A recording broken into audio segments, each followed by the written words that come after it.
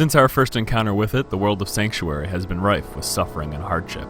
With crazed kings, invading demons, and dark wanderers, one has to ask, what was it that brought such a fate upon this world?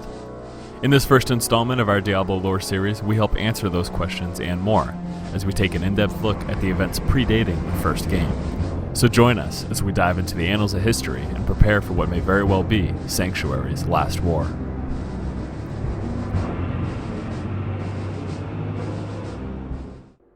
In the beginning of time, heaven and hell came into existence and began to war with each other. The exact reason for their war was never made clear, but it is all but certainly due to their differing natures. Angels, being of order and light, fight with demons, being of chaos and darkness. Their fight reaches across all of creation, with no clear winner ever emerging. Victories and defeats take place constantly for both sides, and everything perceived as a potential advantage or threat to either side is mercilessly fought over until their never-ending struggle destroys what they covet. Tired of this endless struggle was an angel by the name of Inarius. In his search of an escape from the war, he finds other like-minded angels and eventually even demons who have no wish to fight the other side. The most powerful of these demons is Lilith, daughter of Mephisto, and together with her, they lead their people away from heaven and hell and hide on a world which they name Sanctuary. Inarius and Lilith become lovers, as do many other angel and demon couplings, and from their joining, the Nephilim are born. These Nephilim are the first generation of humans, all perfect in form and with impressive magical abilities. They have such potential, in fact, as to be able to rival the powers of heaven and hell if allowed, something never before seen in the cosmos. A schism appears between Inarius and Lilith, by far the most powerful of the rebels and the de facto leaders. Lilith wants to raise the Nephilim into an army powerful enough to conquer both heaven and hell, while Inarius sees them as a threat to himself and wants to destroy them.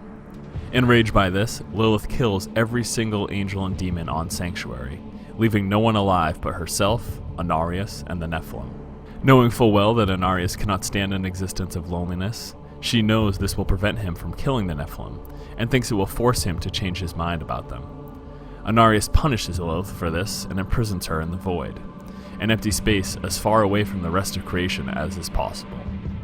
He does not kill the Nephilim, however, but instead twists the powers of the World Stone, a powerful artifact that hides Sanctuary from both heaven and hell, to subdue the powers of the Nephilim.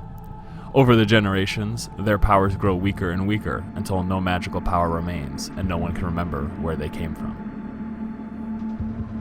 During all of this, heaven and hell have remained oblivious to the whereabouts of Sanctuary, but eventually both find it.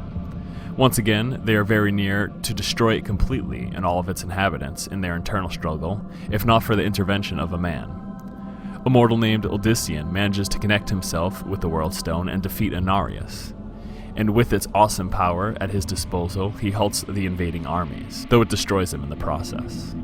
Impressed by mankind's potential, both heaven and hell make a pact where mankind shall be given the choice of which side to join, and neither side shall seek to invade Sanctuary so long as the pact holds. With this pact, both sides thus hope to sway mankind to their side of the struggle. In their attempts to sway mankind, demons quickly find that mortals respond much better to brute force, and seek to terrorize them into submission. Heaven tries to stop this, but their astute methods and harsh discipline alienates mankind as much as the demons' ruthlessness. This halt in the great war between heaven and hell, in attempts to sway mankind to their side, has the legions of hell questioning the authority of their three leaders, Diablo, Mephisto, and Baal. The three were cast out of hell by Asmodon and Belial, who sought to gain control over hell's armies themselves. Andariel and Duriel assist them, but were not the main instigators of it. Stranded on Sanctuary, the three ravaged the world unchallenged for 40 years, spreading hatred, terror, and destruction amongst the people of the world. Family bonds shattered and nations fell as they passed, and it took 40 years before they were met with any resistance. At that time, Tyrael unites the mage clans under a single order, the Herodrum, and gives them the soul stones which will be able to contain the demon lords. Mephisto was the first to be captured in the jungles of Kyrgyzstan. 1 year later, Baal was tracked down in the deserts of Aranak. While the capture of Mephisto had worked, Baal's destructive nature damaged the Soul Stone during the encounter. Unable to hold the Lord of Destruction, Tal Rasha believes he can use his own body to complete the prison. He is thus imprisoned underneath the sands in one of the 7 tombs.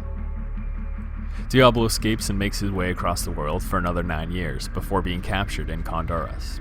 The Herodrum bury him in the ground and build a cathedral on top of his prison. 60 years later, the cathedral is abandoned by the few Herodrums still there.